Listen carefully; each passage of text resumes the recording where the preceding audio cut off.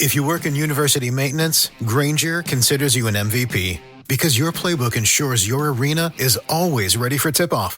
And Granger is your trusted partner, offering the products you need all in one place, from HVAC and plumbing supplies to lighting and more. And all delivered with plenty of time left on the clock, so your team always gets the win. Call 1-800-GRANGER, visit Granger.com, or just stop by. Granger, for the ones who get it done. When you manage procurement for multiple facilities, every order matters. But when it's for a hospital system, they matter even more. Grainger gets it and knows there's no time for managing multiple suppliers and no room for shipping delays. That's why Grainger offers millions of products in fast, dependable delivery, so you can keep your facility stocked, safe, and running smoothly. Call 1-800-GRAINGER, click Grainger.com, or just stop by. Grainger, for the ones who get it done. Ladies and gentlemen, thank you for listening. Thank you for downloading. And thank you for subscribing to the latest edition of the 12 Kyle podcast. I'm 12 Kyle. Check this out. On this podcast, we're going to take it back. We're going back to 1990. September 14th, 1990. On that date, LL Cool J released his album, Mama Said Knock You Out. And we're going to break down this album. We're going to talk about the tracks. We're going to talk about LL, his career. And we're actually going to debate whether or not LL Cool J is the GOAT. And of course, I've got my man, Eclectic. He's back in the house. So sit tight. After the break, we will present to you Mama Said Knock You Out 30 years later on the 12 Kyle podcast. Let's get it. And just like that, we are back, ladies and gentlemen. Thanks again for checking out the latest edition of the 12 Kyle podcast. I'm your boy, 12 Kyle. And as you can tell from the notes and the heading, you click the link, so you already know the vibes. We are taking it back. We're going back to September 14th, 1990. On that day, LL Cool J dropped Mama Said Knock You Out. And we're going to break it down, man. We're going to talk about LL. We're going to talk about the tracks and everything and his influence and everything. And you know who's in the building. Mm-hmm. I mean, the man needs no introduction. He's here damn near all the time. My man Eclectik is back in the house. E, what's good, man? Yep, everybody back. Throw your hands in the air and wave them like you just don't care and keep them there. Run the jewels. Run the jewels. Run the jewels. What's good, man? What's good? Man, shit, man. I'm loving this, man. I'm loving life, man. People still locked down, so they're staying away from me. I'm on the podcast talking hip hop. True. I did I did get some bad news right before we started recording. Rolling Stone put out this bullshit list about the 5 greatest hip hop albums of all time. But I'm trying to heal, man. I'm trying to heal beyond that. So I'm here. We're gonna rap about Mama Said Knock You Out. I don't know how long this podcast is gonna be, but I'm just gonna guess it's gonna be more than 6 minutes of pleasure. Oh yeah, no question. Well, if any of you been following, you know how I feel about LL, and you know how this man feels about LL. No one knows. Whatever you feel about LL is wrong. I love LL. No, you don't. Yeah, I love LL. Ladies do. Yeah, ladies love him. Ladies love him. No, you don't. You don't. You're a hater. I love LL. But my man over here, he's proclaimed on several podcasts that LL is the GOAT. So this probably will be the Eclectic Discussion podcast. This probably will be a version of the Tweet Rhymes Life, the Encyclopedia Hip Hop podcast, because my man over here is going to do a boatload of the talking because he loves LL, but I'm going to talk too. nonetheless, man, let's take it back, man. September 14th, 1990. But before we get into that, Okay. I was first introduced to LL, I want to say, Was it Thanksgiving? it had to be like, 84, 85, in Crush Groove. That's the first time I saw him. Didn't know who he was, but he made a grand entrance into the on the movie. And I was like, man, who is this dude? This dude's pretty dope. What were your first memories of James Todd Smith? That's an odd question. The reason why I say it's an odd question is because the first time I heard LL Cool J was 84, I Need a Beat. This is back when you would go to, I would go to the record store, and the guy, so this particular record store would have a DJ. The dude that worked behind the counter was basically a DJ, and he had turntables up on the counter, and he would spin the joints.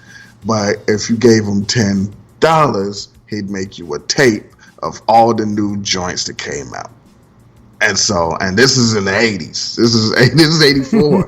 And so, you know, I ain't had $10, but I knew people that had $10. So anyway, tape, blah, blah, blah, blah, blah. Heard the joint. Then LL Cool J Radio was actually the first hip hop album I ever purchased with my own money. Okay. That was the first album I got, and the story goes, which I'm probably gonna tell this story again if I haven't already before. The story goes, I had some money, went to the store, and this is 85, and I still am in love with Roxanne Shante. So I go in, I look up on the wall. There's an album with Roxanne Shante and Sparky D on the cover with boxing gloves. Now, anyone who's been out there in the street at this time knows that Roxanne Shante and Sparky D was beefing. Sparky made Roxanne get through. And, you know, you can't tell Roxanne she through. Anyway. So they on the cover, boxing gloves. I'm like, oh shit, it's about to go down. I need this in my life. My whole life centered around the Roxanne Wars around this time. So I grabbed the album, turned it over, looked in the back, and it didn't seem like Roxanne and Sparky D was on all the songs. So I was like, oh, I don't like this. And then I looked, and it was an album cover with a big ass radio on it. And at the time, carrying a radio, I probably had a radio in my hand at that point. That's what you do. And you wanted the best looking radio. This radio was dope. I said, let me see that. And so I grabbed the joint. I was like, damn, the radio's dope. I flipped it over, and my man is standing there with Jordans on. I'm like, yo. And then I read, and it says, I need a beat. I think it said, I need a beat remix. I was like, oh, this is that dude. See, back then, you didn't know who. This is back when Eric B and Rakim came out, and people thought that Eric B was the rapper. Right. It was the whole thing. This was pre-videos. There was no video for none of these people, and so I Need a Beat didn't have a video. Matter of fact, to keep it on topic, LL didn't have his first video till 1987. Wow. Well, I'm bad. He didn't even have a video, and he told me why he didn't have a video, but that's something else. That's right. He tweeted me. Okay. So anyway, I copped that joint, and of course, I saw him in Crush Groove, and it made sense then because I had the song, I had the album, and I was like, I know who that is, and I know what song he's about to do, right? Because I got it. So, but yeah, that was my, as you say, introduction to, when was I introduced? to LL Cool J, man. He was the first joint that I bought, and that I played that album out. Right. I mean, it had physical grooves in the album because I bought the album. I didn't buy the cassette. I bought the album. So when I say album, I mean the vinyl. I bought the vinyl. I had the vinyl. Wow. So yeah, so that's how it went down. No doubt, no doubt. And so this album, like I said, it comes out September 14th, 1990. Man, it's hard to believe it's been 30 years for this album. So say you. I still think that the 90s was just over. So, But it feels like it though. It doesn't, and even going back and listening to it, and we'll get into it a little bit deeper, but even listening to it now, it does not feel old. It feels still in the present. you know why, don't you? Why is that? GOAT. This guy. So my next question for you. Okay, LL started on the lead single, Mama Said Knock You Out. He said, he started off by saying, don't call it a comeback. So a lot of people thought that this would be his comeback, or they kind of labeled this as his comeback album, because they did not think Walking with a Panther, which was LL's album that came out in 1989, was up to par. So LL comes back a year later and he says, okay, hey, don't call it a comeback. Like, this ain't my comeback album. Basically, like, after his first two albums, no, I didn't fall off on my third album. You know, it wasn't as well received as the others. You can make a case that his first two albums are classics, and Walking with the Panther wasn't. So listening to Mama Said Knock You Out, is this album a quote unquote comeback album? This is the first of, I want to say, 3 comebacks that LL's had. Okay. This is the way I choose to look at it. To answer your question, yes. Okay. Like I said, I believe this is the first of 3. Radio and Bigger and Deffer. Listen, I don't care to argue with people who would argue I know where you're going.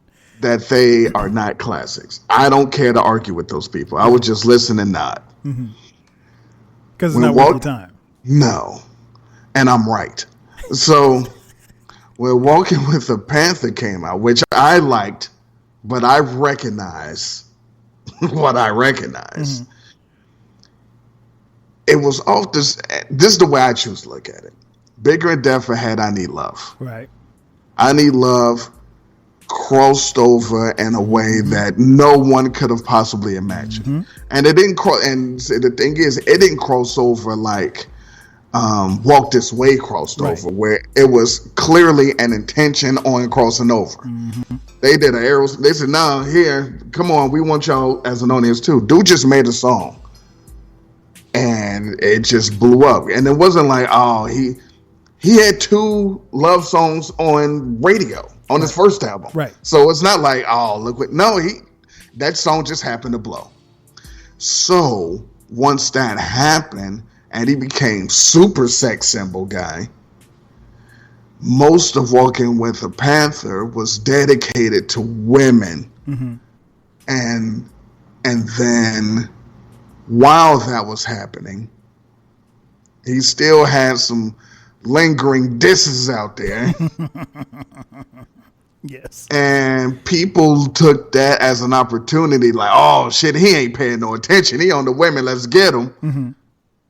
And so he had to go through that whole time, you know, rocking with that album in '89, and he was like, oh shit.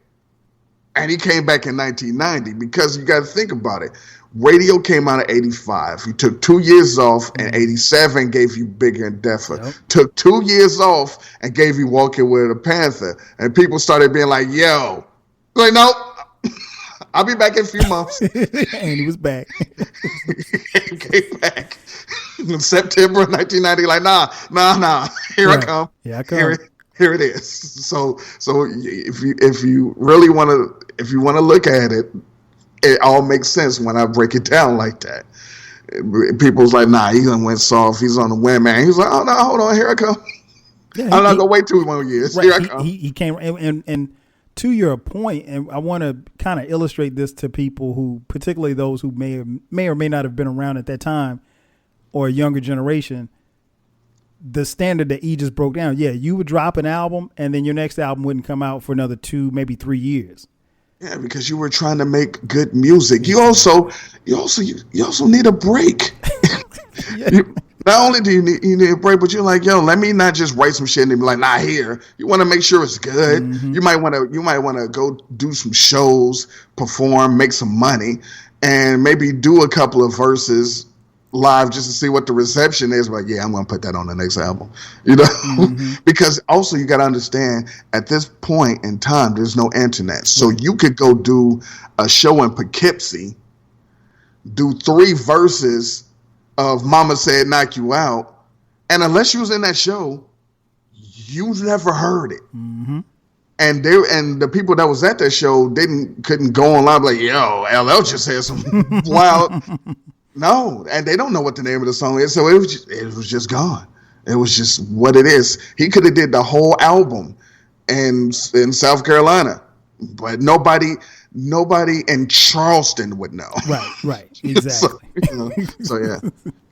And that's a good point, because it's like you said, you took your time. It was about being dope. It was about quality.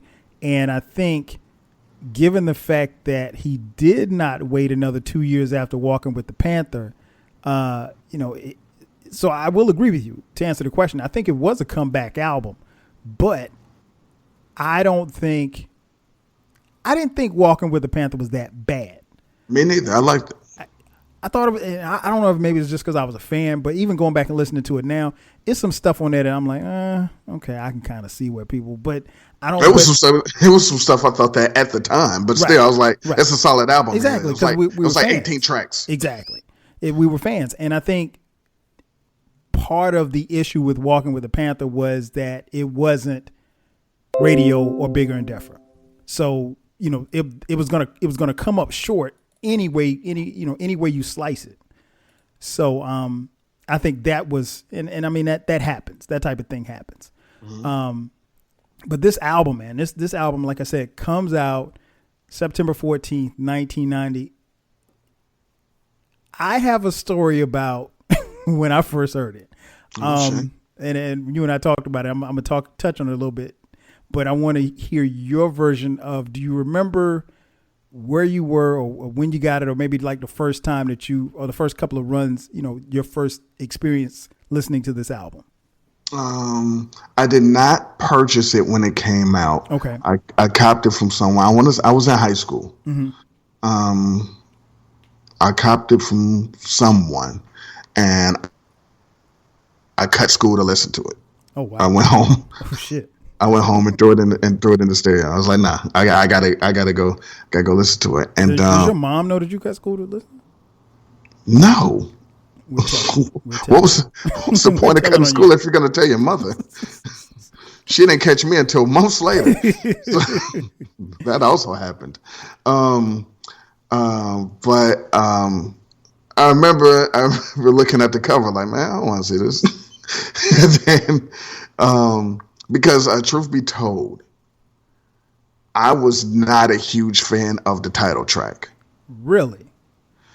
And it's not because the title track was bad, no pun intended, but it was because it was just, everyone liked it. It was too popular. I was like, man, shut up, man. That's my dude.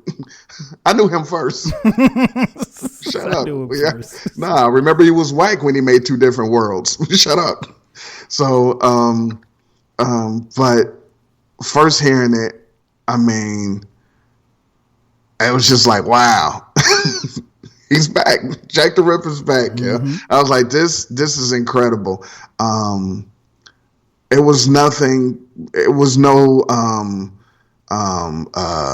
going back to Cali on it. It was no I'm that type of guy, even though I like I'm that type of guy, but it wasn't anything on there that it was like it wasn't anything on that album that I said, oh, I could see how the video for this would be. Or it wasn't nothing on there that was like, yeah, everyone's gonna be on this song because I couldn't even really believe that everyone loved "Mama Said Knock You Out" because "Mama Said Knock You Out" is not a commercial song. It was just so dope, and it was him that it turned into a commercial song. It's a difference between when people make stuff for the radio, like they do all the time now, and sometimes back then, and when something is just organically dope and people just like, now we gotta play this. Right. This is it. He didn't make a Roundaway Girl he made a Roundaway Girls for Roundaway Girls. He didn't make it for yo. Let me give you this so you put on the radio. It just happened. Boom, and sit. So anyway, but no, the first time I heard it, I received it well. I loved it. I was a big fan, and it gave me the breakthrough from Bigger and Deffer vibes. Good point. Yeah, man, I agree. I think I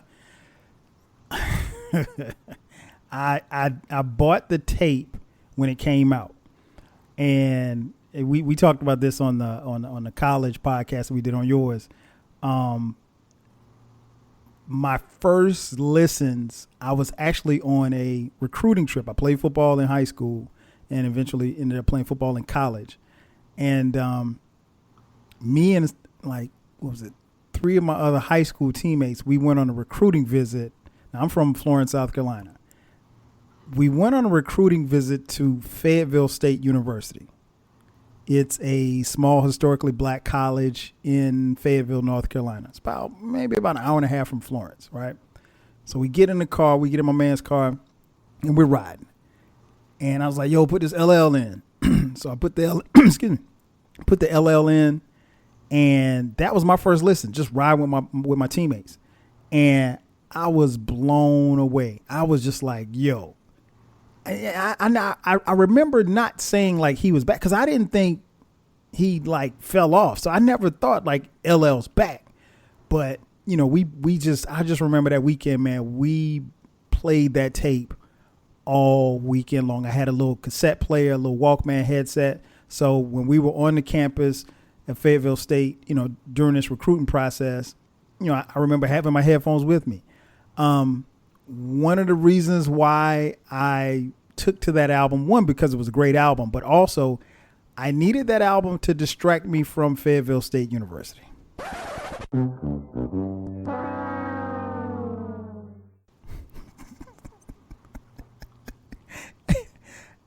And I'm not here to bash Fayetteville State University. I'm sure it's a great university.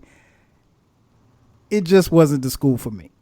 Oh, so, how dare you? That's why people can't have nothing. I mean, at some point you probably should cut your grass. At some point you probably shouldn't have prospective student athletes sleeping on pissy mattresses. I mean, that's the college life nowadays. I mean, put me up in a hotel, man. I don't have to be in a 5-star hotel. No. But anyway, I digress.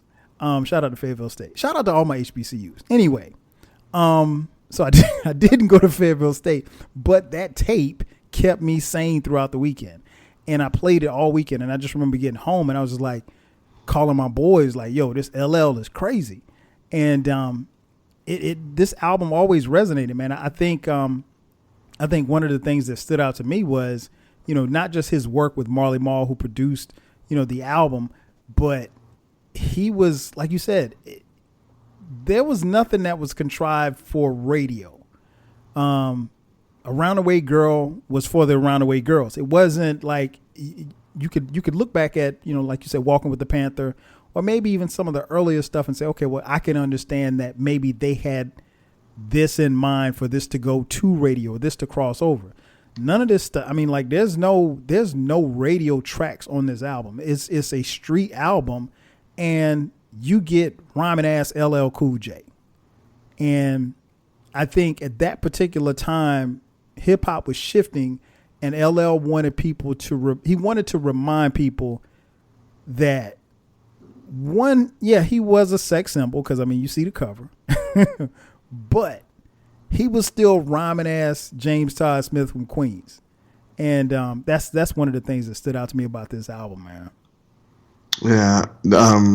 90 91 and 92 were the transitional years of hip hop. Those were the weird years of hip hop. Coming off the strong 88 and 89 kind of eased us into it. Once 90 specifically, 90 and 91 it was odd because you had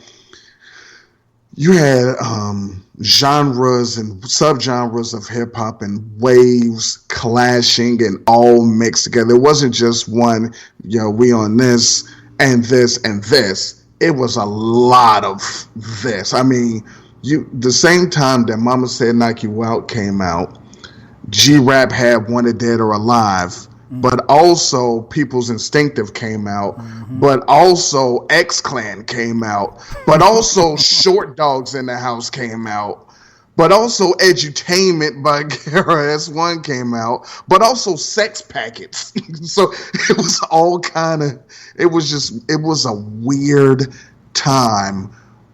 I mean, it was, pun not intended, it was an eclectic time. It was a lot of different things. I mean, even the year after, while you had Quick As the Name, but Niggas for Life came out, but then also A Wolf in Sheep's Clothing by Black Sheep. Yep. And then like Dale the Funky Homo Sapien would come out. And then Nice and Smooth. And then We Can't Be Stopped by the Ghetto Boys. But then the Leaders of the New School.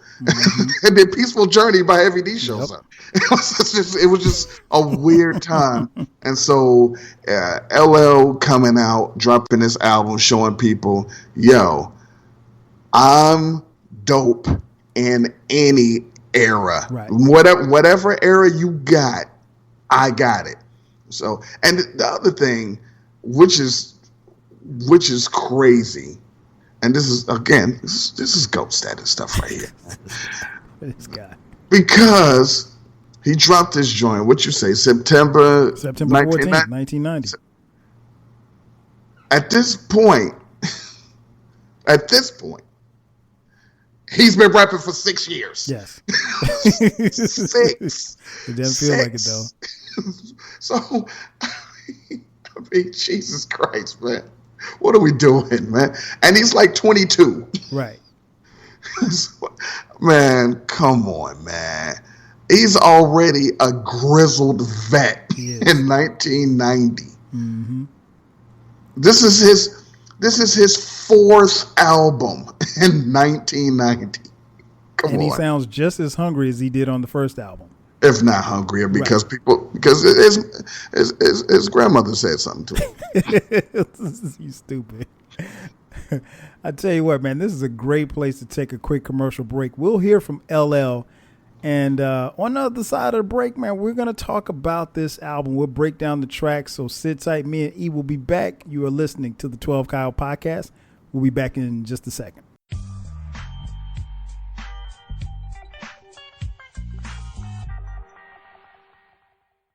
You know, I just do my thing. You know, I mean, I need love. I'm bad. Going back to Cali, there is no style. I'm too diversified to have a style. Sometimes I'm a southpaw, sometimes I'm not. Sometimes I kick in the ring. I don't know. You know, I just do my thing. It's really no science to the way I do this. You know, it's really no science to LL Cool J. I just do what I gotta do. I do what I feel. The way I got on Def Jam was, it really wasn't a Def Jam. It was Def Jam Productions had put out a record by a guy named Tila Rock. And it was, I believe it was being distributed by Spring something, some label, I don't remember what label. Anyway, you know, Rick Rubin didn't want to put another record out on that label because he had problems getting his money from the distributors. So he decided to form his own label. So he went to Russell with the idea. Russell tossed it around and wasn't really too interested when he heard the first demo. So we went back in the studio and made another record called I Need a Beat. Russell liked that record, so they formed the label. And I put my 12-inch out, and the 12-inch started doing good. It was getting requests on some of the radio stations around the country, and it was really doing all right. Video was definitely a big part of this. The proof is Crush Groove. I mean, you know, that's video, it's film, it was in the movies, but still, you know, that was the first time the public seen me doing my thing on film, seen me doing my thing.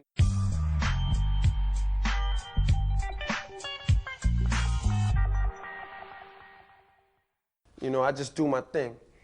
You know, I mean, I need love. I'm bad. Going back to Cali, there is no style. I'm too diversified to have a style. Sometimes I'm a southpaw, sometimes I'm not. Sometimes I kick in the ring. I don't know. You know, I just do my thing. It's really no science to the way I do this. You know, it's really no science to LL Cool J. I just do what I gotta do. I do what I feel.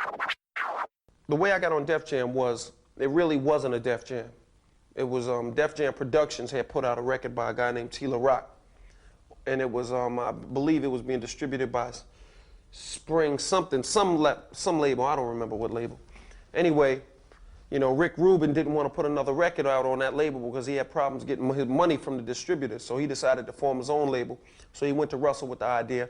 Russell tossed it around and wasn't really too interested when he heard the first demo, so we went back in the studio and made another record called I Need a Beat. Russell liked that record, so they formed the label, and I put my 12-inch out, and the 12-inch started doing good. It was getting requests on some of the radio stations around the country, and it was really doing all right. Video was definitely a big part of this. The proof is Crush Groove. I mean, you know, that's video, it's film, it was in the movies, but still, you know, that was the first time the public seen me doing my thing on film, seen me doing my thing.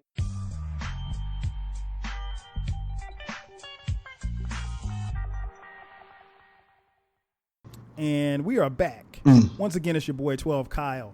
This is the 12 Kyle podcast, and we're talking about LL Cool J's Mama Said Knock You Out 30 years later. I got Eclectic in the building. And yep. And E is the fifth letter made. As I mentioned before the break, man, we're gonna break down the tracks, man. So obviously, in case you did not know, this entire album is produced by one Marlon Williams. You may know him as Marley Marl. Before we even start talking about the album and the lyrics and everything like that, E, your thoughts on the combination of LL and Marley Marl as a producer overall in hip hop? Well, overall, as a producer in hip hop, I mean, I'm a huge fan because Juice Crew. Yep, he was in a crew called the Juice. Yes. So I mean, if it wasn't for him, I wouldn't have had Shantae. So, and if it wasn't really for Shantae, we wouldn't have Marley because she also put him on the map. But anyway, the pairing. See, here's the thing. In '90, and even before that, in '84, '85 with Shantae, it was. You only looked at Marley as the DJ. You didn't even think about him as a producer. And back then, producer didn't matter. Nobody gave a damn. This is true. So it wasn't like, yo, who produced? No one knew. No one cared. When LL shouts at Marley Marl, like, oh, he must be doing the scratching. No one cared who produced or mixed a song in the 80s and the 90s. It was just who was rapping, who was the DJ. Oh, and that's their boy rapping. That was it. Nobody cared. And also, the producer didn't care if you knew that they produced it. They were like, I'm getting paid.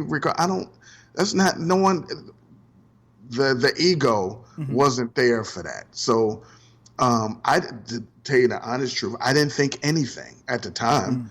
I'm like, oh, okay. As far as I knew, he did the remix for Jinglin' Baby, and okay, all right. I guess he did something on every song, but because you read the liner notes, but other than that, no, that's it. No, I can't. So exactly. Yeah, same here, man. Just of being a fan of Marley Marl's, man, I thought it was dope that they got together and did this. But like you said, it wasn't. It's kind of hard to think back as in LL and Marley Marl as a team because, like you said, I mean, some of the we know who produced some of the greatest hits, in this era, but the producer or whoever made the beats or whatever the case may be, it wasn't really, they weren't celebrated like that. Like you said, if they were the DJ, yeah. But no, I mean, and I'll put it like this. A lot of people didn't know that, well, not hip hop heads, but a lot of casual rap fans didn't know that Marley Marl produced, tracks on Paid in Full. Yeah, except for his ego was so big, he scratched Marley in the middle of fucking shit that Rakim didn't even know about until he heard it. Like, yeah, what is this? But yeah. Yeah. So the album starts off. Track 1, Booming System. Man, what a way to come out the gate, man. What was your thoughts on Booming System? I'm gonna tell you what I thought. What I thought was, yo, he used the En Vogue beat. Right. Right. And yo, we were done. It was like, all right, man, we just gonna listen to this song. We didn't even need another song. This song was so dope because also people weren't just doing that. The hold on was crazy. And, but people weren't really using the full track from another popular, at the time, R&B song. And so that was kind of a new thing. And the funny thing about this song is he keeps telling you he's fronting. and it's not dope to front, but he was being honest. This is what people did. Mm-hmm. If you had your system, if you had your Serwin Vegas and your Blau Punks, you had your pullouts, and you riding around playing your shit obnoxiously loud, your trunk rattling, you front. You want people to watch. You want people to see. And he's come a long way because he used to kick his volume way past 10 on his radio. Mm-hmm. And he would have got a summons, but he ran away. Now he's in a car. Again, understand, he didn't have a car on the radio. He had a radio, and now he has a car. But love the song, and it takes you to mature a little bit before you really understand exactly what he says in the beginning. It's funky because you heard it from hearsay. Mm-hmm. A jam that you love that don't be getting no airplay. Word of mouth. Mm-hmm. This is how you know something is dope, because people listened to it and was like, yo, you have to hear this. It's not on the radio. You're not going to hear, no one's going to force you. No one's going to keep playing it so many fucking times that you're like, damn, now I know all the words. I guess the song is dope.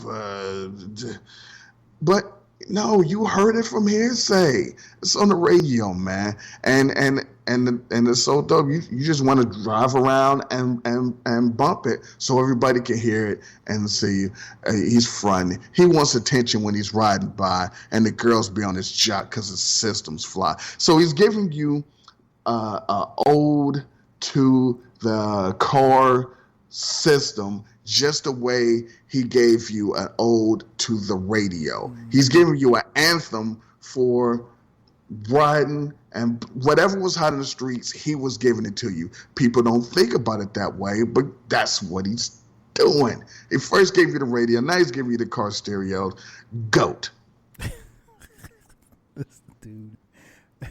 Man, I agree 1,000% what you said, man. I think one of the things that always stuck with me with this track was that, yeah, he was really about, and I guess particularly if you weren't around this era right here of the 90s, like you said, I was in high school too.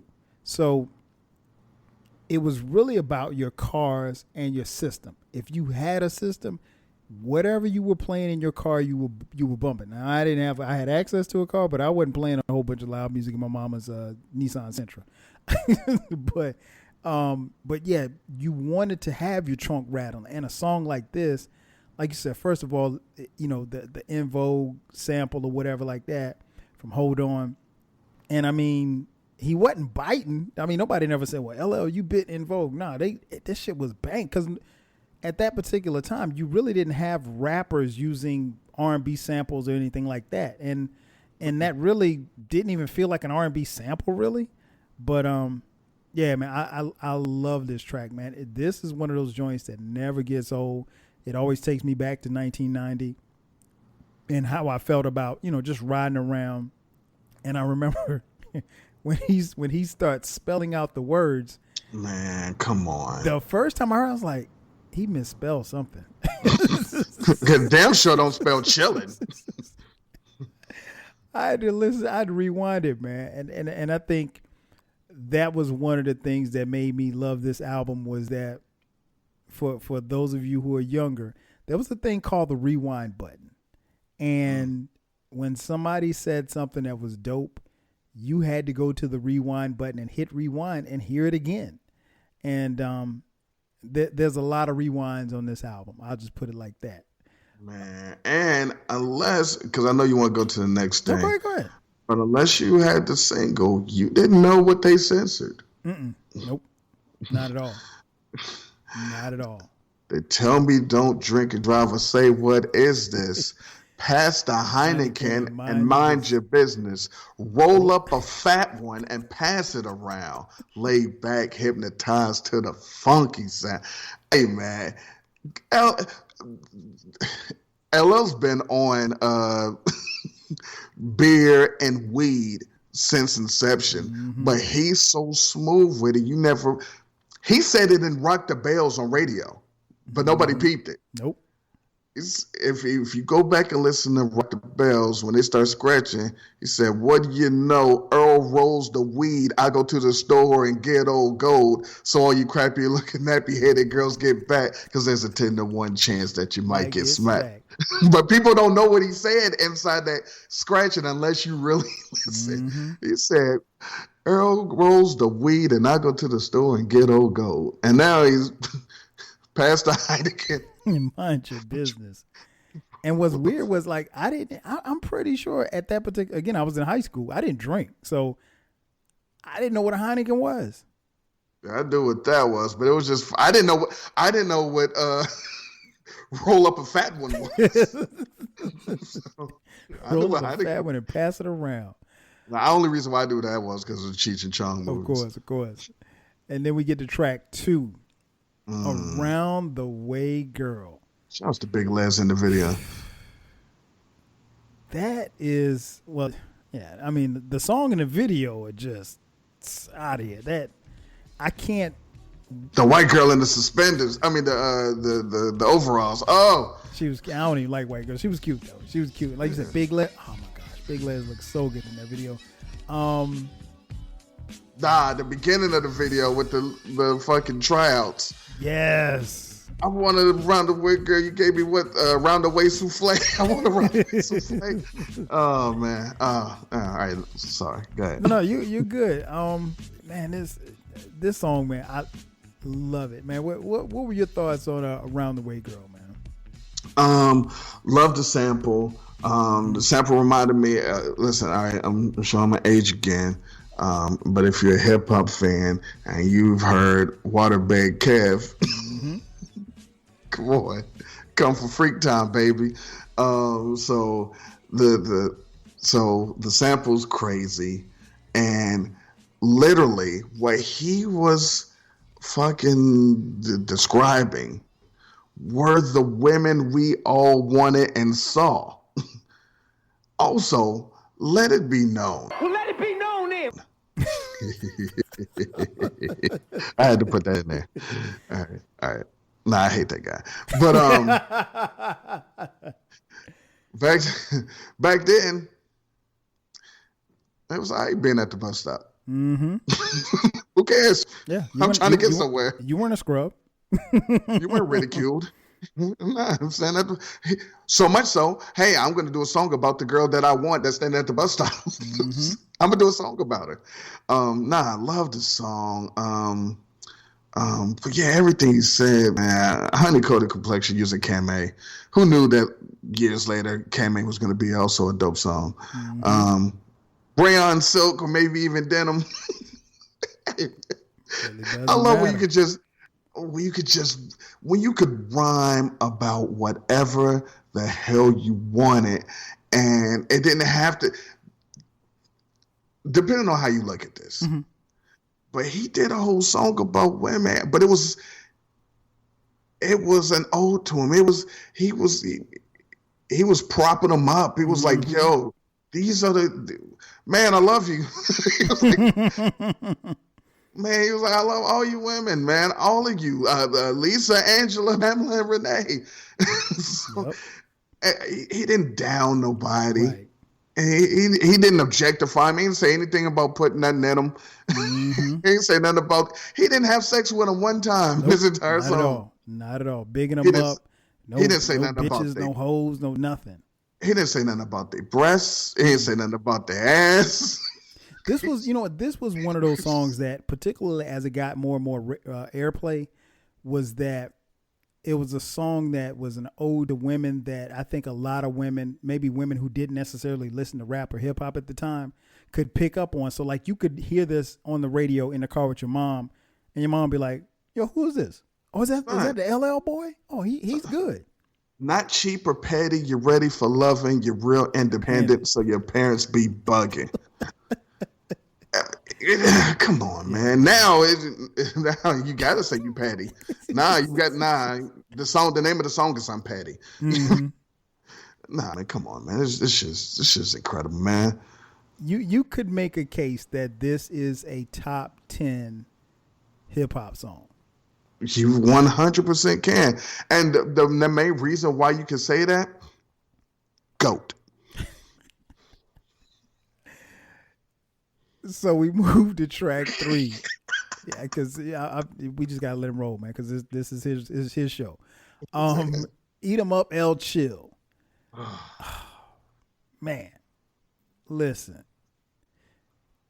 This, as I'm listening to this album, when he gets to Eat 'em up, L Chill, I was out of here. I was like, yo, because this and not that Booming System, Around the Way Girl don't remind me of, early LL, but this, for me, I can't speak for you, and maybe I'll get your perspective on it.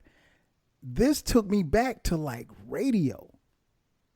Just that bravado, that arrogance. You know what I'm saying? I mean, like, I could literally, and especially listening to it now, I could just like see him rapping this and with like a little smirk on his face, like, I'm dope, and I'm dope, and I'm going to continue to tell you that I'm dope, and you're going to eat this shit up. What's your thoughts on Eat 'em up, L Chill? At the time of getting this album, and probably, if I'm really honest with you, right now, it's my favorite song on the album.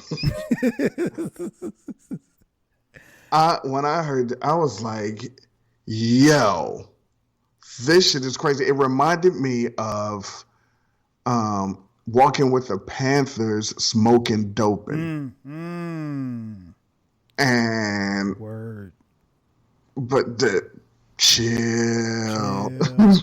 Man. Man, come on, man. I write rhymes that shine like lipstick. So much material, but not materialistic. Yes. And you know what always got me, man? The background. Eat 'em up, L. That took me back to, like, remember how at that particular time when you were rhyming and your boys were backing you up, there was nobody singing no hooks. There was nobody, that was just your boy. Eat 'em up, E. Like that. He had to bake you up. Exactly, man. So that's I think that's why that song resonates with me so much, man. It took me back, even though this is 1990. That might have took me back to like 86, 87. Yeah, I mean, he continued the whole, thing about now I'm back. Took a crack at a 40 and went to show him how you like me now, but you didn't before because you forgot I was raw. Shit. Nah, he killed it on this song, man. I love this song. Yeah, and he gave us some Public Enemy sample. They sampled it later and gave us the what was that, the 5 stair steps or some shit. Yeah, but I love that song. Yes, sir. Yes, sir. Then we move into track 4, Mr. Goodbar. Man, yeah, another one.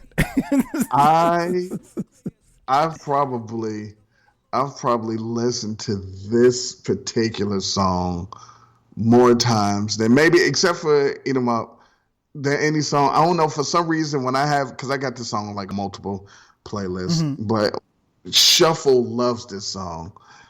But so you be calling the request line? Or, Yes. nah, he's with me. Yeah, I like Bobby Brown. Yo, come on, man. Who's doing shit like that on songs? Nobody. And it wasn't even like he was dissing anybody. It was just LL being LL. I Hey, love man. this joint, man. Honey, open up a bottle of brandy. Better get, have a piece of Cool J candy. He brought back Cool J candy J from candy. Bigger Depth. That's what the man with the master disaster break you like plaster plan. The cards on the table and my deal is dealt. I'm in the mood for a tuna melt. Now, here's the thing. And I had no clue what a tuna melt was. Also, people see LL Cool J fanboys like me, if you want to call it that.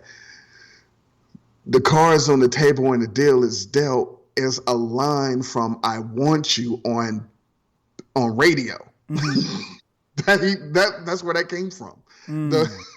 So he's talking to the chick on this song, but that was a line that he used on a girl on I Want You on his first album. I was like, yo. And then my man, and I can't make you. I sure wouldn't rape you. Nope, wouldn't rape you. Man.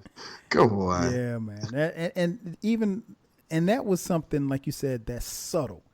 You had to have known about the first album to catch that reference. Right. And he does that. He did a few times on different albums, different songs and stuff like that, man. One of the things that I think LL always, and I think that speaks to his greatness. I think, yeah, like I said, I can't call him the GOAT, but I mean, I don't know why not. LL's I mean, dude, at this point, it's just stubbornness, and you're just being stubborn. And I understand. Look, I'm not gonna mention, but I know that you know. As he says, 6 minutes of pleasure. Okay, now that you know, that I know you know, that I know you know. That's the move. I get it. Oh man, then we get to track 5, Murdergram, live at Rap Mania. Just gave you bars, and I think this one was for the people that said LL felt. Again, I want to impress upon people, like, in between him finishing Walking with the Panther, releasing Walking with the Panther, and whatever quote unquote backlash that there was, I didn't hear it. So maybe it was just me being a fan. I didn't know that people didn't receive Walking with the Panther as well as I did. Again, I didn't think it wasn't a bad album to me. It was, it was a very good album. And I don't think that was just me being a fan. I had a homeboy who didn't particularly care for Walking with the Panther. And so he accused me of saying, like, man, you just being a fan. You just love LL. So you can't see the fact that this is not a good album.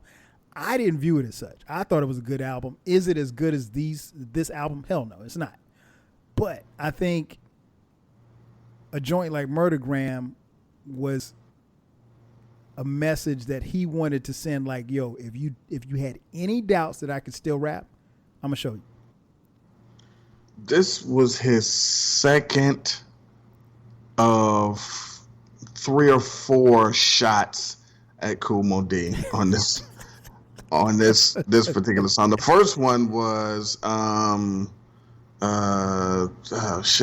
this song that we just did. Yeah, because he said, Eat 'Em Up There. Yeah, how you like me now? Yeah. And so, but then this way, this is not the most egregious one. That was the first single. We'll get to that.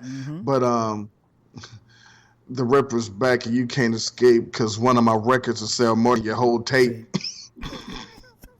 And then he brings the shit back again. I want beef. Bring on the rookies. I got more than just Cool J cookies. Hey man, this guy is fucking incredible, man. Yeah. He wasn't playing. He really wasn't playing. He didn't take a breath. There was no hook. Beat you with bologna, stab you with salami. Because when I get hot like pastrami. What is wrong with him? Get hot like, and again, I knew what pastrami was, but I never had hot pastrami before. But man, again, this is why he's great, man. He wasn't in a bubble. Mm-hmm. He understood what else was going on, and he was there to show. I don't care. Mm-hmm. I'm talking to you. Or what was the shit? When I'm on the microphone, I want silence. Like, Karis won't stop the violence. Like, man, let him do it, man. Nah, fuck that. I'm about to kill you. Right.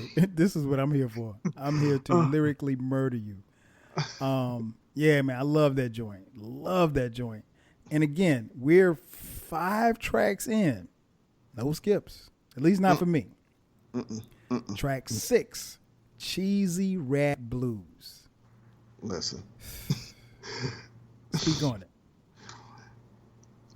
Again, I also put,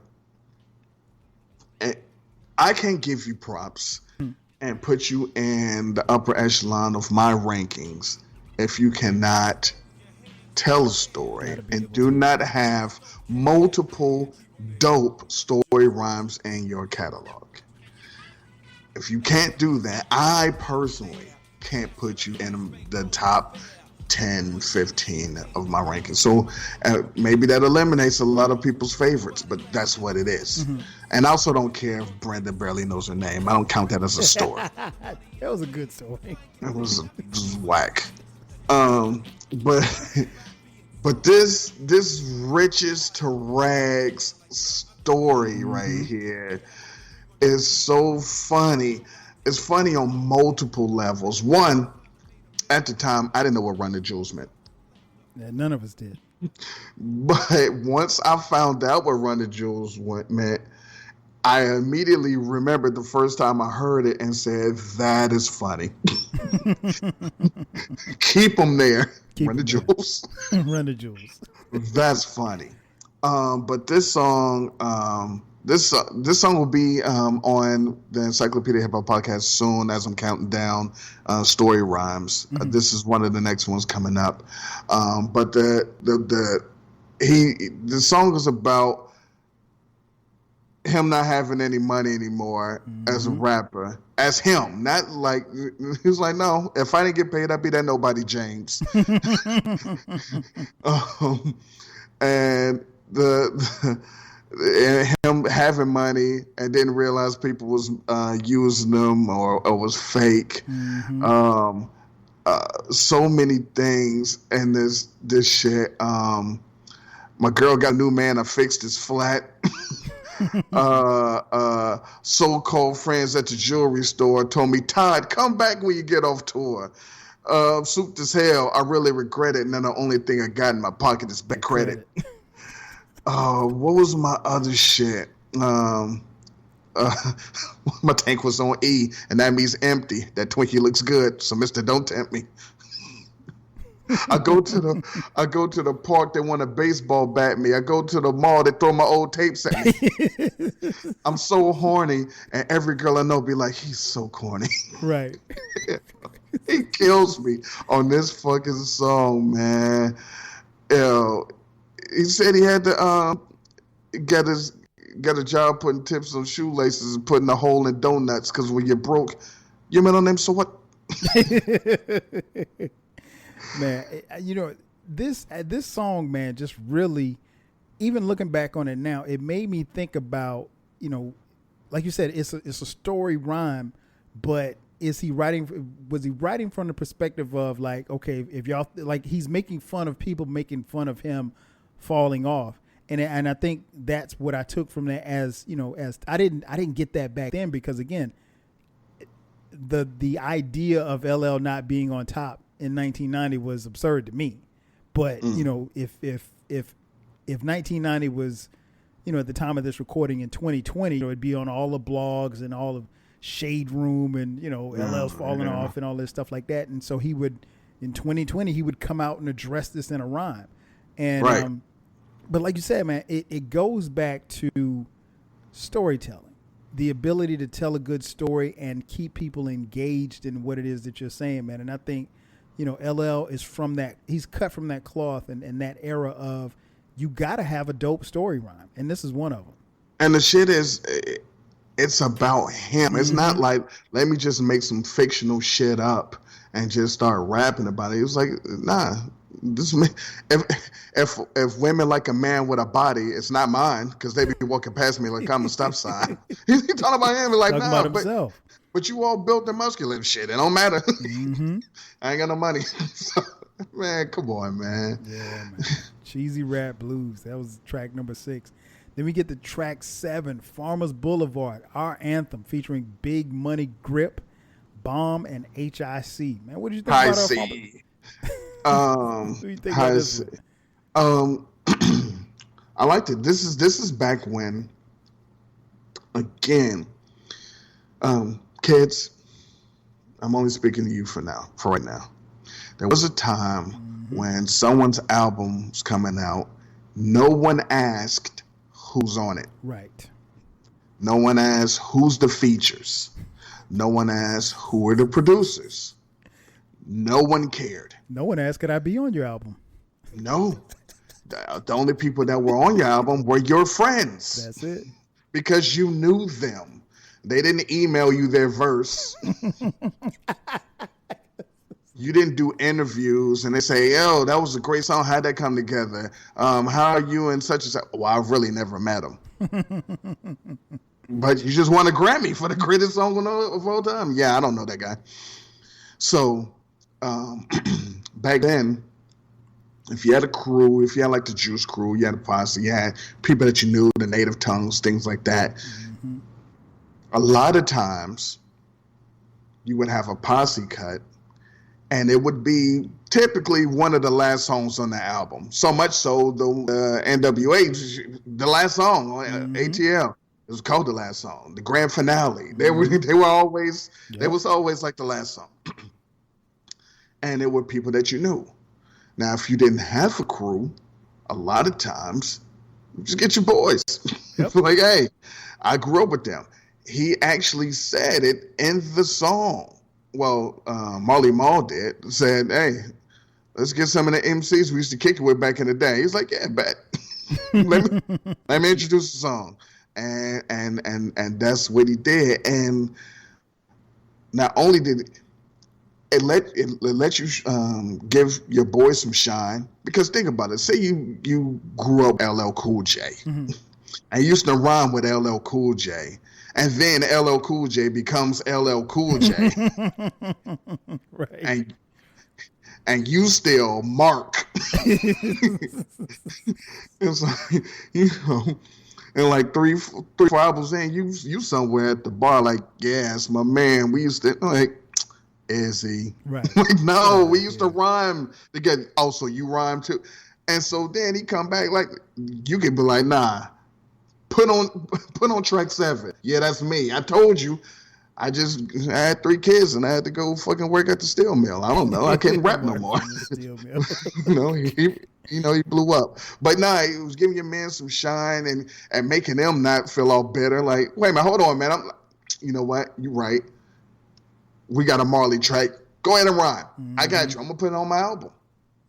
I'm back in the streets now. I'm back outside. And so, and for me, I don't think they did so bad, man. Nah, they held their own. Bomb killed it. Big Money. I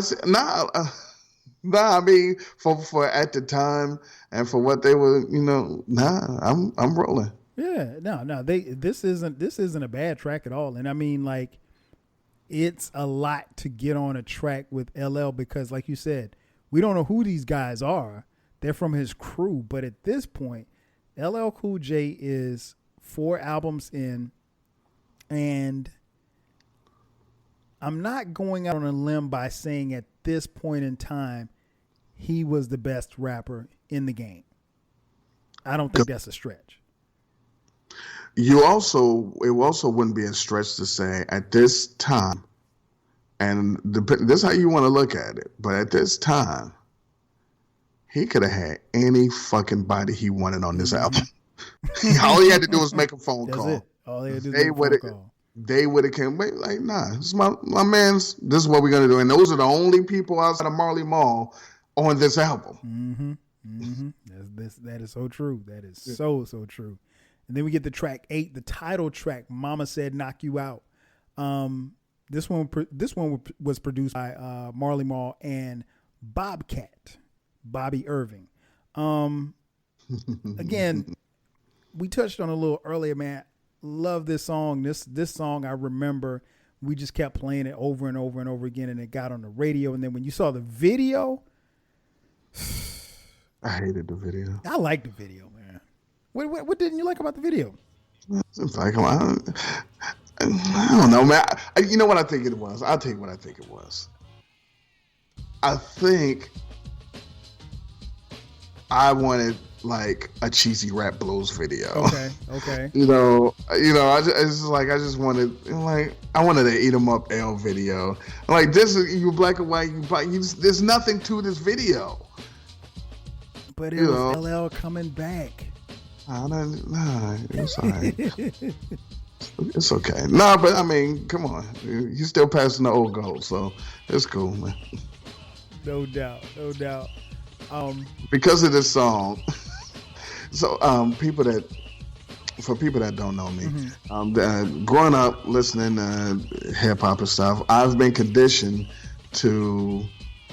I'm triggered by certain words and certain phrases. And when I hear them, I have to say something. It's almost like whatever those letters are that people have conditioned. But anytime someone says damage, I got to go, and I got to say destruction, terror, and mayhem. if I hear the word damage, I have to say destruction, terror, and mayhem, and go, rather than say damage. And I've been like this forever. I remember when I was working somewhere, and I had to catch the bus. I had to catch the bus to go to work. I was at the bus stop, and there was this lady talking to another lady, and they were being real sassy. Okay. And she was telling a story about how somebody, I guess, had her all fucked up. Oh, shit. And she was like, yeah. And then I told her, I ain't the one. And I was like, nah. But I had to do that. And the funny thing was another dude sitting at the bus stop started busting out laughing because he knew what it was. I was like, thank you. At least it just wasn't me. But it was just so funny how it happened because we were just sitting there. She was like, yeah, da. And I told her, I ain't the one. Da. And dude was like, and they didn't get it. They just kept talking. I would have been on the floor rolling. But that type of shit, I have to, it's certain things, if I hear it, it's a reflex. I have to say certain shit. Yeah. Yeah, man. That's funny. That is too funny. Then track 9, Milky. Cereal. Baby. Milky.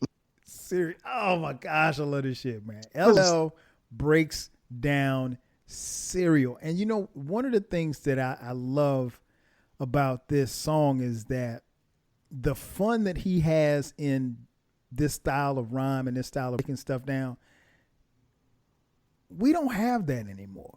Like it. Well, because people can't really rhyme anymore. True. They're not. Well, no, I take it back. A lot of them can rhyme. Mm-hmm. They just rhyme about the same things. But this is so clever. Nobody wants to rhyme clever anymore. Because no one. Here's the fundamental difference. No one wants or cares. I'll say this. No one cares to be seen as the best with the words. No one cares to be seen as, no one wants to be the king of rap, or no one wants to be the greatest. They don't care if they're seen as nah. Mm-hmm. Now, they do like it when someone say that person has bars. Mm-hmm. But what that means in these days is, that person can rhyme just like everybody else and says the same thing as everybody else. Mm-hmm. And, it's cool. But when you, again, this is I almost blame the perception of Jay-Z on this. Okay. And I would say this because the perception was he doesn't write his rhymes, which we know he does. Of course he does. But you can't do stuff like Milky Cereal and not write it. You have to care. Right. You have to care and be like, you know what? Oh, I got a good idea. Nas can't do rewind. Nas did a story backwards. Creativity and thoughts like this that goes into songs, no one cares about that anymore except for a certain few. Mm-hmm. So you don't have things like this anymore because it's not important. He did stuff like this so we could be like, yo, you know what he did? Right. Because people care about, yo, you know what he did, instead of, yo, that beat is, nah, did you hear that beat? Mm-hmm. What did he say? I don't know what he said. He said something about fucking some bitches. But, so, nah, go. This is when we speak to lyricism. I mean, we talk a lot, when we talk hip hop, we talk a lot about lyricism. You don't have to necessarily be about rapidy raps and just kind of rapping over people's head, but just to make something that's simple and make it clever. And I think when you make stuff that is clever like this,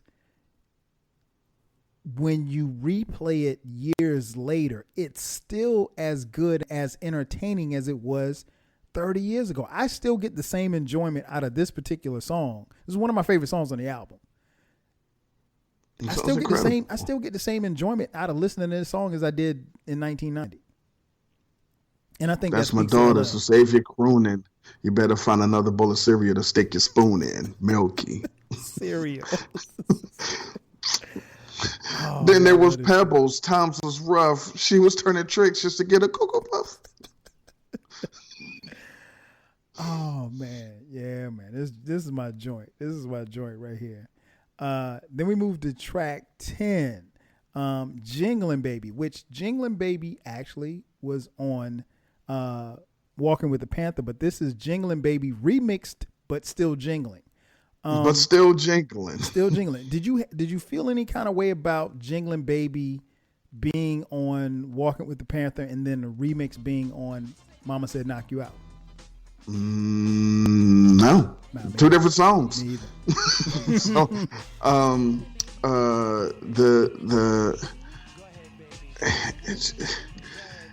it's just the remix, and he's putting on a song. Hey man, I'm gonna do it. I gotta do a podcast about all of LL's names. Because they thought Big Ellie was something. No, Big Ellie was not. Uncle L, yeah. Future of the Funk. Records all recorded minus all the junk. But come on, man. Come on, the guys. I quit, man. The guy's great, man. What are you supposed to do? Yeah, man. And the fact is the remix. And he tells you it's the remix. Mm-hmm. There's a Tora Marley Marl remix, Single Love. And we can't forget the video. Yeah, girl had the LLs on the titties. Yo, what's the funniest part of the video? Was it hanging up on old boy? Yes, but why was with it the funny? brick phone? Okay, this is why it was so funny. Because he hung up on him so hard, he later up showed in the video with a bandage over his ear. It's little shit like that, man. Because they never mentioned it. They never mentioned it or brought it to it. It was just the fact you just saw with a bandage over his ear because he hung up on him so hard. Exactly. And I'm like, damn. And keep in mind, folks, you got to see the video, but he had the big brick phone. Those were the first cell phones. So like you had to have mad money to have a cell phone. Nobody, Johnny Blow on the streets like us, we didn't have cell phones. So that wasn't even happening. And it wasn't even really a cell phone. It was a car phone. Yeah.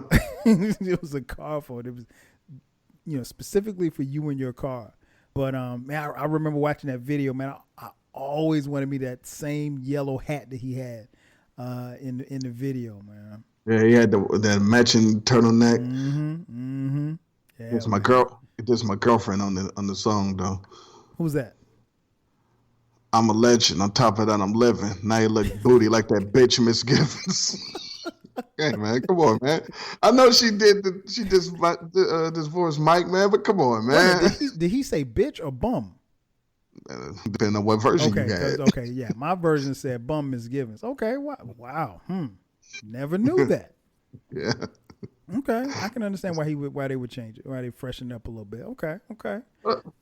And it's so sad because he was Tyson's boy, and then Wyclef ruined everything. Blame Clef. Track 11. Hold on. Also, what's up? I'ma deliver and give a speech with vigor. Pass the wine cooler, you big black. LL was drinking and smoking on this album, and we didn't even know it. But pass the wine cooler, big black nigga. Hey man. Yo. Baby, listen, kids. They used to have legit fun in hip hop and making songs. It used to be a thing. Yeah, it was a thing for real. It wasn't shoot 'em up, stab 'em up, kill 'em on every song. Oh man, good. As you can tell by listening to this podcast, you can hear the memories coming back for us, and then all of this stuff is fresh because it still resonates. And ultimately, that's what you want music to do. You want it to resonate some 30 years later. Well, that's what makes a lot of it's hard to define. It's hard to quantitate what makes a classic a classic. I think that's part of it. In years down the line, I can't imagine. Even though "To Pimp a Butterfly" is one of the greatest albums of all time, you already know. I just can't imagine in 30 years people just.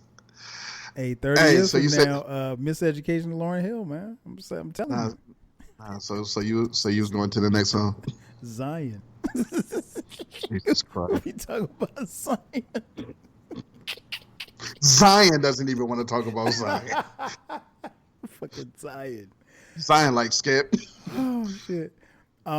Track 11, which is my personal favorite song on the album, "To the Break of Dawn."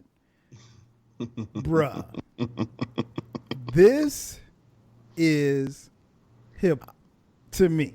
I mean, I think on this one, LL took it back to radio. He took it back to bigger and deeper. He gave you a little bit of Walking with the Panther. He gave you a little bit of, Mama Said Knock You Out. Hell, he might have given you a little bit of Mr. Smith, and Mr. Smith was, 5 years later.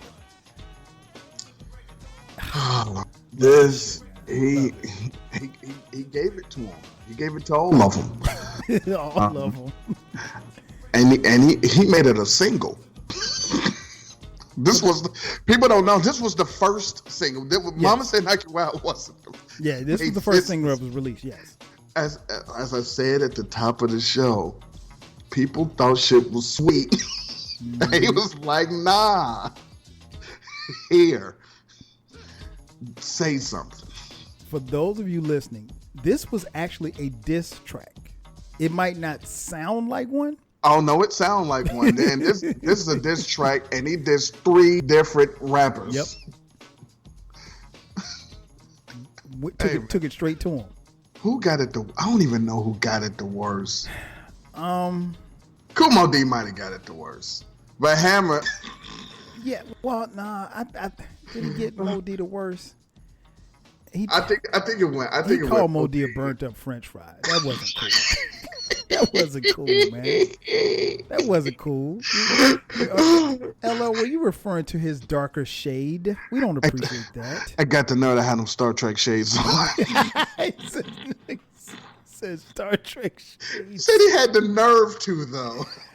Oh my God. Skin needs lotion. Teeth need Colgate. Yo, that was the worst thing you could say about somebody back in the day. Talk about their teeth. They talk about them being ashy. Because the last thing, for those of you listening who aren't black, the last thing you want to be known as is ashy. Listen, man. And I miss when he didn't shoot anybody. No, there was no mention of guns or anything. When a diss was just so personal. It was about your looks, your girl, you just didn't care. You didn't have to say that about Darlene. I mean, I understand though. I mean, because me too.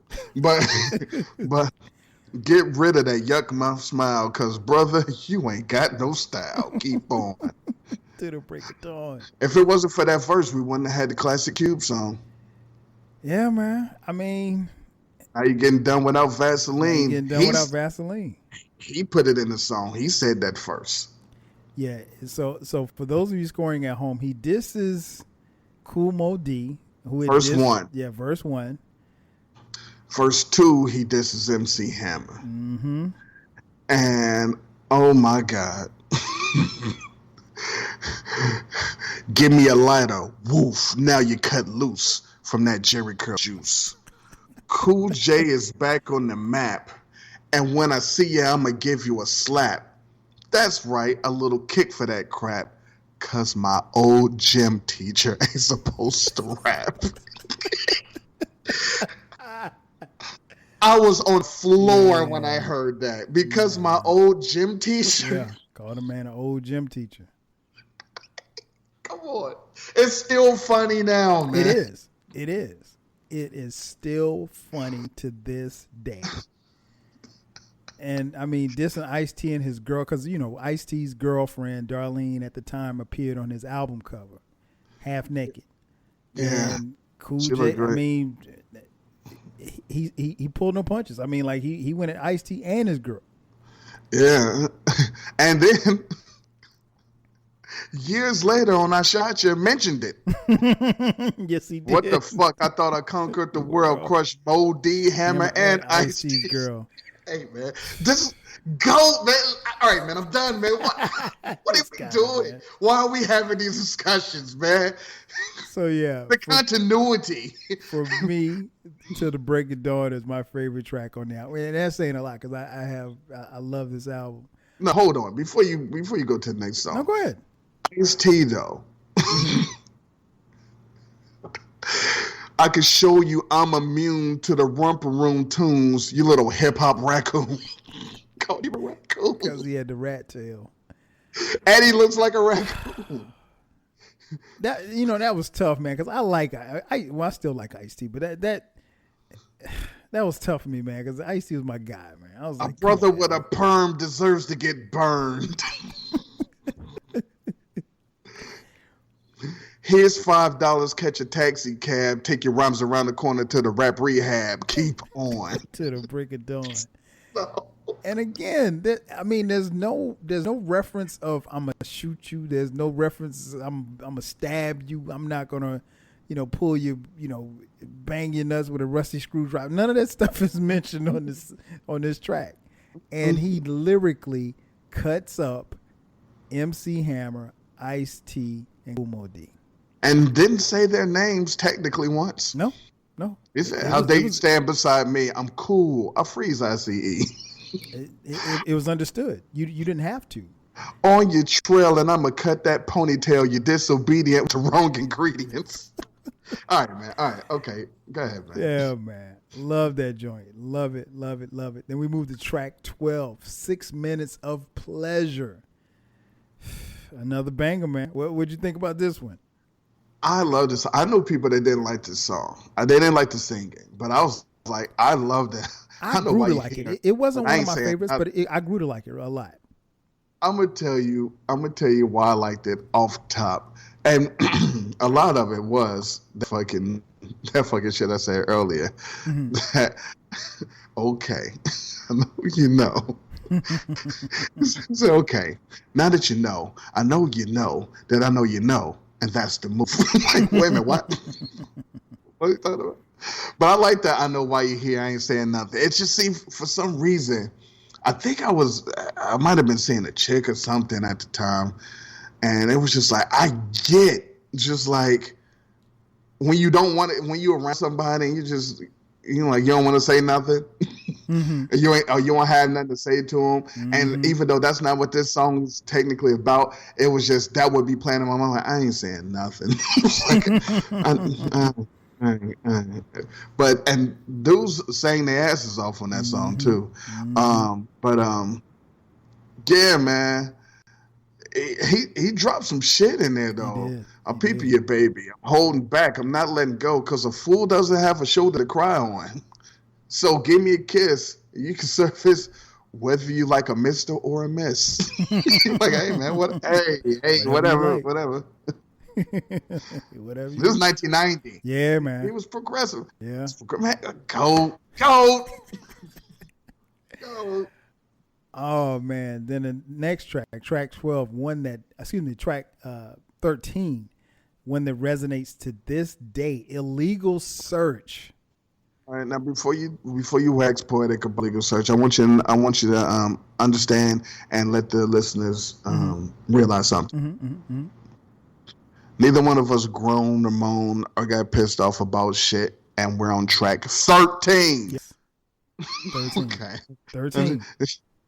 People are dropping 7-song albums that we like. 2 of them was cool. Yeah. One of the possible. Track 13. Track 13. All right. Illegal Search, man. Like I said, still resonates to this day. When you listen to it, LL talks about getting pulled over by the cops, getting arrested and harassed by the cops. Something that we all can unfortunately relate to. And it's a damn shame because that was 30 years ago. And 30 years ago. Very prophetic. I mean, it's even more shittier now than it was back then. Shit. It seems like only the GOAT could do something like that. I mean, I don't know. Maybe I'm wrong. I don't know. Your thoughts on Illegal Search, man? I think only the GOAT could do something 30 years later, and it's still you could drop this song as a single. People be like, yeah. You know what? He probably could re-release this song as a single right now and chart. What the hell are you looking for? Can a young man make money anymore? Man, come on, man. Man. Yeah. So this shit was crazy, man. I call it nice. You call it a drug car. I say disco. You call it a drug bar. I say nice guy. You call me Mr. Good Bar. I made progress. You say not that far. Hey, man. Illegal Search. Yeah. Nah, man. This shit is incredible. And again, yeah, it was going on. It wasn't as bad because it was just being harassed more than anything. Now people are just getting killed. But the mere fact that 30 years ago, there was no progress. Right. It got worse. Yes. It got worse. Much worse. But it was so bad 30 years ago that a prominent MC made a song about it. So it was that bad then. And it's worse now. And there's nobody can make a song like that now. Wait a minute. Also, understand this. Fuck what you just said. There is no one making songs. No. Not like this, no. Not even that they can. No one. This dude was making songs about the shit when it wasn't an epidemic and all over the news and stuff. He felt a need to throw that out there. Now that the shit is crazy, man. None of your favorite Lil Youngs is made. They still make wet ass pussy. But we can't come together. We can't have a self-destruction. We can't have all in the same game. You know why? Because they suck. Well, that too, but you also want to know why. Because their guns are hot. Oh no. My guns are cold. Guns are cold. You gotta do the hand motion too. Oh my gosh. Yeah, man. But like you said, that speaks volumes. The fact that LL, and again, folks, this was 30 years ago. He was talking about illegal searches by cops. And this was before cell phones, so it wasn't being recorded. There wasn't a pandemic. There wasn't all of this other stuff, racial inequality. That stuff was happening, and he was rapping about it in this one song. And it still, unfortunately, resonates to this day. Like he said, your favorite rapper, he or she's not doing that today. Last but not least, track 14 rounds out the album, The Power of God. What'd you make of this song, man? Seventh letter made. Hey, man. It was a surprise. Because, a lot of he's never went the God the God root overtly on songs, but in a GOAT-like move. GOAT-like move.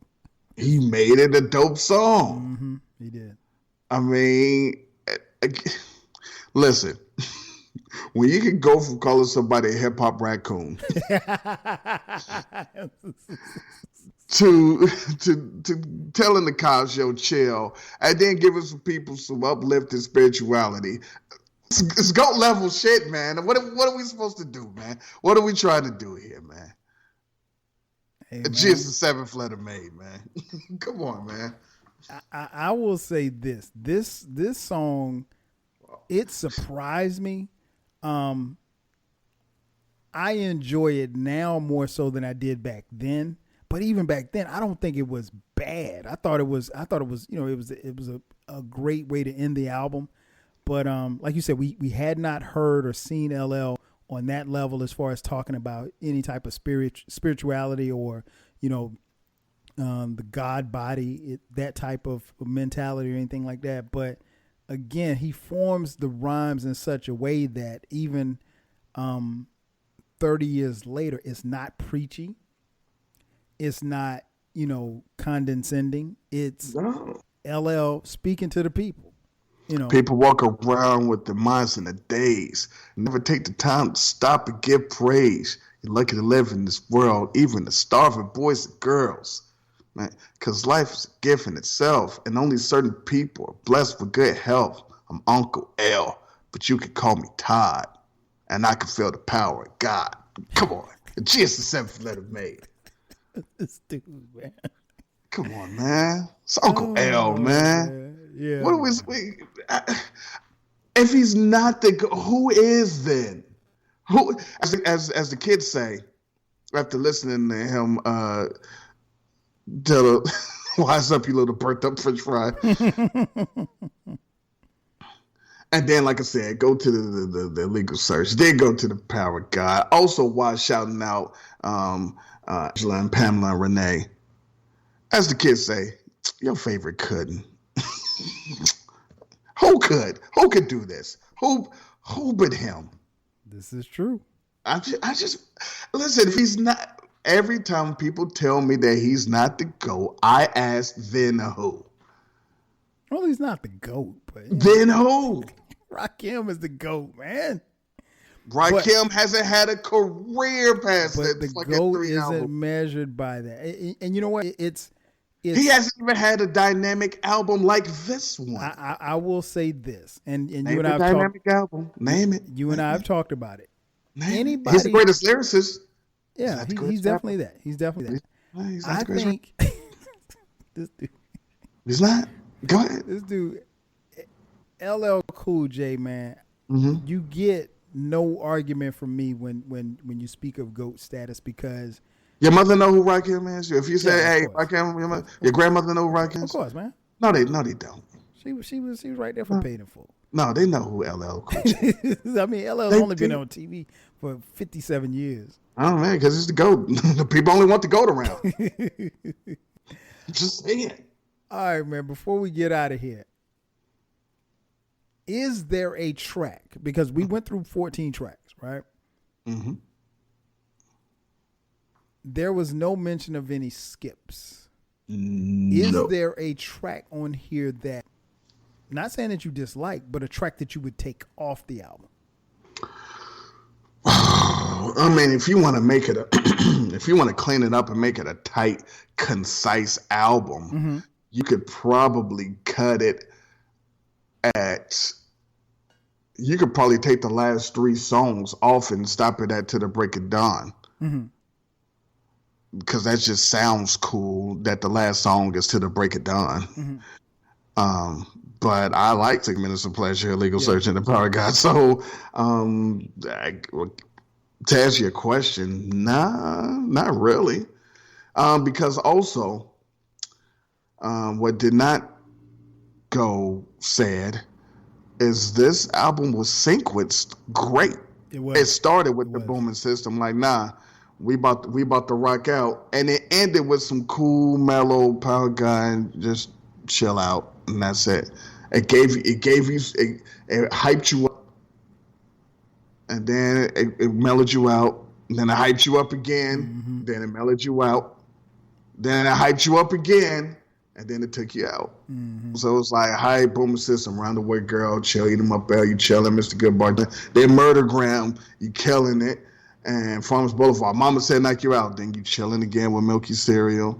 Then Jingling Baby come on. And then Break It Down, you're like, oh shit, he killed everybody. And then 6 Minutes of Pleasure, Liquor Search, Power Guide, you chilling again. Gives you a nice wave of emotion. No, it's just great. Yeah, I agree, man. I think if I was going to take one off. What'd you take off? Mama Said Knock You Out? Nah, I'd probably say I would, and it's not even a bad track. Like I said, it's not a bad track. I'd probably take The Power of God off, but fucking devil. You hear that, God? Nah. Kyle. K-Y-L-E. Nah, him. Nah. But yeah, man, this album, this is I think it goes without saying this is a 5 mic album. Let me ask you a question. This is very important. Go ahead. This is a very important question. Like you said, we went through, 13 tracks? 14 tracks. In your opinion, I'm not asking anybody else's opinion. You're the only one on the show besides me. How many classic songs is on this album? I want to see if we match. 1, 2, 3, 4, 5. Okay, what are your 5? Booming System, Roundaway Girl, Mama Said, Jingling Baby, and To the Break of Dawn. Yeah, I can't argue. Now, I say that to say, let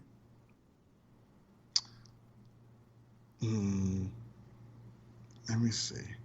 Can you name? All right, we freestyling. He might not be able to answer this, or he might be able to answer this. Is there a Sean Corey album with 5 classic songs on it?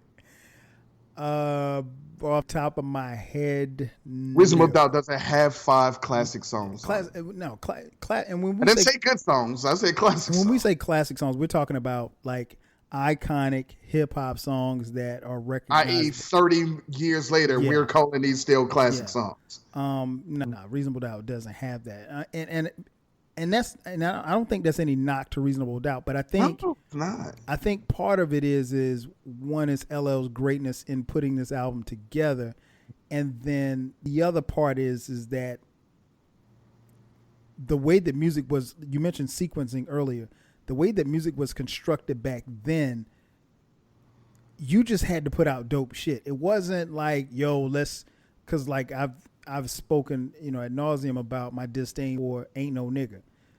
Even though that song is dope as fuck. People love that song. I got tired. I'm one of them. I got tired of it really, really quick. It's my least favorite song on Reasonable Doubt. Because you're a hater. No, I'm not a hater. That said, but I think the way that music was crafted and constructed and kind of packaged in 1996 when Reasonable Doubt was made, as opposed to 1990, and we're only talking about a 6-year span, the game had flipped. And I think, when you look at a song like you and I spoke about, Cheesy Rap Blues, it was about bars. Like, I think as we moved closer and further away from this era that LL dominated, when we get to the mid-90s and the half of the 90s, songs like that kind of got phased out because they weren't interested, or at least the listening public and record labels, they weren't interested in, songs that were clever, that showed your skills, storytelling ability. I don't think that they wanted to hear that. So to answer your question, because Rewind didn't get the props that it should have. No. But okay, all right. So, and then I'm gonna let you wrap up the show. But so we would agree that Rakim's Paid in Full has about 6 classic songs on it, right? No question. Okay, cool. After Paid in Full, does he have a album that has, you don't know, has three? has that many? The half of them have yeah, three. Yeah, Classics? No, man. And it's very few. It's very few albums and artists that would have that many classic songs. So right. So, but we would say no. No. All right. So, just off the top of your head, we freestyling. How many classic songs would you say is on Bigger and Deffer? I don't know. What, 2-3? Okay, cool. And just throw it out. What about radio there? Here he goes. I'm just asking questions. Like two? And I'm doing it. I'm going off the top of my head. We'll say I can't live without the radio. Rock the bells. Yeah, we won't say I need a beat. Or no. You're right. All right, cool. But Rakim's the GOAT. Okay. We can't name classic songs. After Paid in Full, we didn't say classic songs. We said who was the GOAT. All right, you're right. My bad. So the greatest basketball player of all time can average 5 points. You guys see what he's doing here. I'm using quantitative fucking factual evidence. You are literally telling me like the greatest football player of all time can only get a touchdown a season. We're talking about we're talking about, first of all, small sample size as far as albums, because now you and I both know. But you can't get a GOAT if you got a small sample size of albums either. But again, you and I both know that LL's quality fell off after this album. You are right. Not after this album. We still got Mr. Smith. What are we talking about? Yeah, Mr. Smith was dope. So that's for the quality didn't fall off. But I mean, the album that followed this album was not good. Okay, so. I love this conversation, man. So the thing is, if the album that followed this one fell off in quality, even though it also had, in my opinion, two classics on it. It did not. Backseat of My Jeep is not classic. No. Okay. All right. Okay. So even if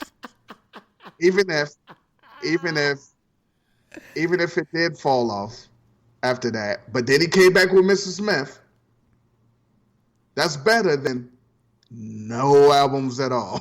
Like you're supposed to go no albums. No. I mean, Well, if you're still coming out with 2 or 3 classics versus someone's coming out with none, I don't know how. I won't say he's got none. No. After fucking when you go through or you say after, well, he and Eric B didn't make more albums after that. He made album. Yeah. But he had no classics. I mean, neither did LL. Oh, so not Hey Lover, not I Shot You, not Lounging. Okay, my bad. You know what? You're right. He dropped shit. No, he put out a lot of great songs. He didn't make doing it in the classics. Let's go back to what you said at the beginning. Great songs and classic songs are two different songs. So Doing This is not a classic. Oh, that's a classic. So what are we talking about? Yeah, but that didn't make him a GOAT. Hey Lover is not a classic. No. Hey Lover is not a classic. Okay. Hey, all right. Hey, you answered the question. I asked the question, you answered it. Somehow Rakim is the GOAT. I love this discussion. And ladies and gentlemen, no one agrees with you, by the way. This discussion has gone on for like what? 10 years? You've never been correct. No one agrees with you. Oh, if you would have said Jay-Z, you would have had a better argument. No, I'm never saying Jay-Z. But you would have had a better argument. You still would have been wrong. The man did Magna Carta, holy whatever. No, never. What you saying? Anyway. Beyonce has a bigger rap catalog than Rakim at this point. What are we doing? Stop it. So yeah, man. There it is. we have wrapped it up. LL Cool J's Mama Said Knock You Out. 30 again, man, wow. 30 years later, before we get out of here. What'd you say? I was 4 when it came out. Before we get out of here. Man, tell folks where they can find you, where they can check out the podcast, where they can hit you up on socials and all of that. Man, if you don't know by now, man, don't even worry about it. Yeah, I mean. But I mean, we have new listeners, It's millions I mean, and millions of people that listen each week. if So. they're new listeners, man, they know how to use Google, man, and Twitter. Go fucking type in my names because I'm being lazy.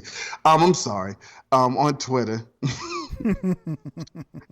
On Twitter, Eclectic Podcast. That's ECLECTIK Podcast. Also at Tweet Rhymes Life. If you feel so inclined, at One Gotta Go.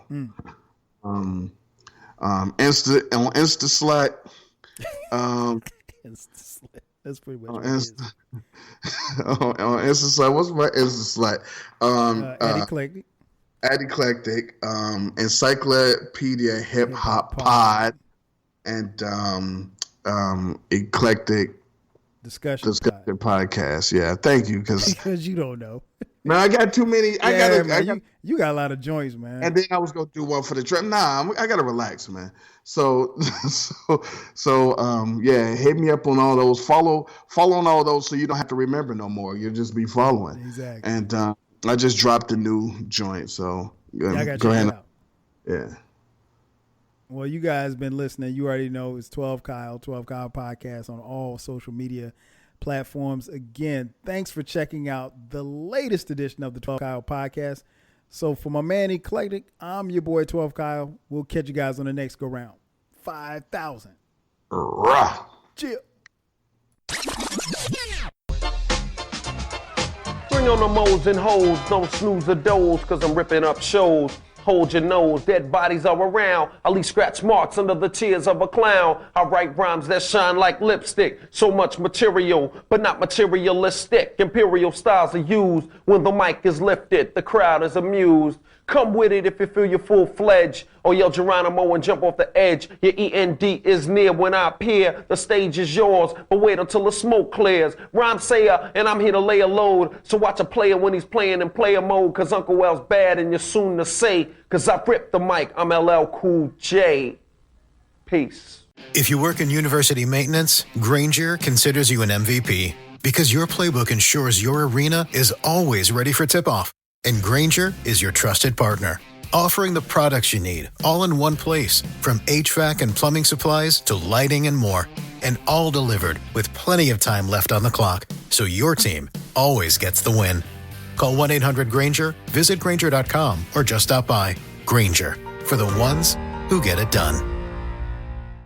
If you work in university maintenance, Granger considers you an MVP because your playbook ensures your arena is always ready for tip-off.